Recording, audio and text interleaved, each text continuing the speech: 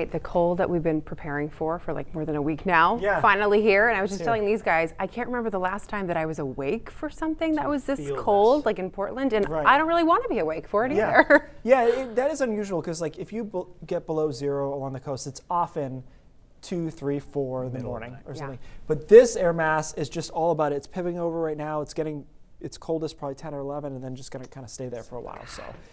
So yeah, you could go to bed early, Sammy. It's an option. Hey, listen, don't tempt me with a good time. It is Maine after all. No one will judge you.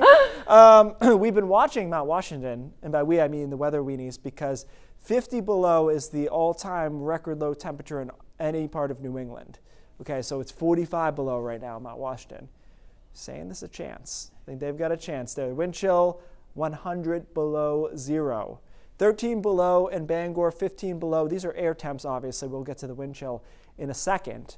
And the winds are cranking out of the northwest. That's the whole thing that's going on here. It's advecting cold air, which is why the coast can get so cold. If this was just a radiational cooling situation, we'd never get this cold along the coast because the ocean's still in the 40s. But when the winds are supplying the air in a direction that is not facing the water, then that's when you end up with these really cold temps all the way to the coast, which it is feeling like 36 below in Bar Harbor right now. That is very cold for them. 39 below in Millinocket. It feels like 48 below in Greenville. So when we talked about 50 to 60 degrees below 0 wind chills, obviously not an exaggeration because we're not even at the coldest part of the evening, and we're very close to that.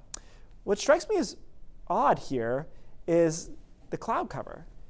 I don't remember ever being this cold with clouds. Arctic highs are usually cloudless because they're so dry. The dew point's minus 30, something crazy like that. That's why your lips feel weird and your skin is all chafy and stuff. Maybe that's just me, but that happens when dew points are this low. But we do have clouds out there tonight. Not going to help us, unfortunately, but it is an oddity of this cold outbreak. And you can see it right there, this bowling ball of cold air settling over us, and then it's going to just rotate out of here tomorrow, and we'll get back to more typical temperatures.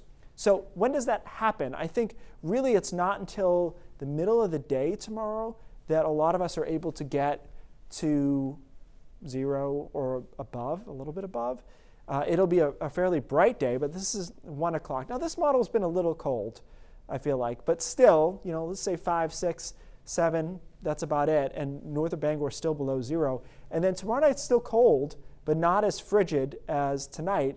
And by Sunday, now we're back into the mid-30s in a lot of spots. Isolated flurry across northern Maine, but they'll be in the upper 20s at least, and we could even see some low 40s on Sunday afternoon. So overall pattern here going forward is relatively quiet. We do have a little system coming through Tuesday night into Wednesday. That's light snow inland and light rain along the coast. Mild, I don't know, milder across the east though from the 9th through the 13th. And if you chop off Saturday from the 7-day, that's the 7-day I've shown you all winter, right? 35 to 45, couple of systems in there, nothing all that crazy. We're going to go back to that. This is certainly the anomaly, not a new pattern that we're going to be settling into. So that's the refreshing part. good right news there. for wallets and pets Right. and all that other Yes. stuff. Yeah. Yeah. Absolutely. All right, Keith, thanks so much.